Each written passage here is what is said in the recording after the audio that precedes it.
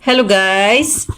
Sa mga hindi pa nakakaalam, bakit nga ba hindi natin kaagad makikita sa ating mga timeline or sa ating Facebook feed ang mga reels or videos na kakapost lang natin? Pero nakaka-receive ka naman ng notification na posted na ito at ready to share na. At nakaka-receive ka rin ng mga notification pag may nagla-like or nagko-comment sa posted reels or videos mo. Baka kasi guys, every time na mag-post ka ng reels or videos mo, ay nakaset sa enable ang A/B test mo. Katulad ng na-encounter ko guys before. Hindi ko makikita sa timeline or sa newsfeed ko. Pero nakatanggap ako ng notification na posted na ito and ready to share na. So today, ipapaliwanag ko sa inyo kung ano nga ba itong A/B test. Ang A/B test is a new feature na makikita natin sa ating mga post settings. Example, kung magpo-post ka ng iyong reels or videos, scroll down at makikita mo dyan ang A/B test. Kapag naka-enable ang settings na yan, 4 na version ng inyong videos or reels ang mag-run dito sa Facebook. Ang 4 na version na yon ay iba-iba ang title at iba-iba rin ang cover. Yung version na mas makakuha ng maraming plays, yun ang i-distribute ni Facebook sa iyong future audience. So, gaano ba katagal mag-run ang test na ito?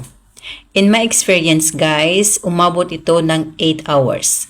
So, when the test is complete, yung panalong reels or videos, yun ang i-distribute ni Facebook sa iyong audience.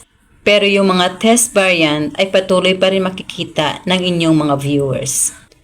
Then, ang winning version ay automatic ipopost ni Facebook sa inyong timeline or sa inyong Facebook account.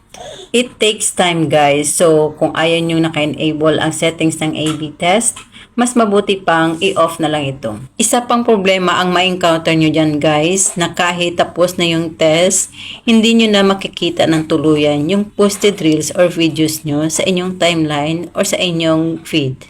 Pero, kung may mag-like or mag-comment sa posted reels niyo na yun, manonotify pa rin kayo. Guys, if ever man hindi nyo na makikita yung posted reels na yun, pwede nyo itong i-check sa inyong mga video albums. Kung nandoon ang winning reels, then i-reshare nyo na lang ito para makita ito sa inyong timeline or sa inyong feed.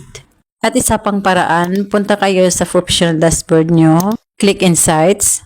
Then dito guys, dito nyo makikita yung mga recent post or recent activity nyo dito sa Facebook. Another way, pwede mo siya i-check sa iyong activity log. So, punta ka sa iyong profile at pagkatapos, pindutin yung 3 dots. Then tap activity log. Then tap public post. Diyan nyo makikita ang mga recent or latest activities nyo na ginagawa sa inyong account. So, ayan guys, ang mga paraan na pwede nyong gawin para ma-check kung saan makikita o napupunta ang mga reels ninyo. Again guys, reminder lang, para di kayo magkaproblema sa inyong mga future post, huwag nyo na lang i-on ang settings ng inyong A/B test. And that's it! Sana may natutunan na naman kayo sa tutorial natin ngayong araw. And please don't forget to follow, like, and share this video. Thank you for watching!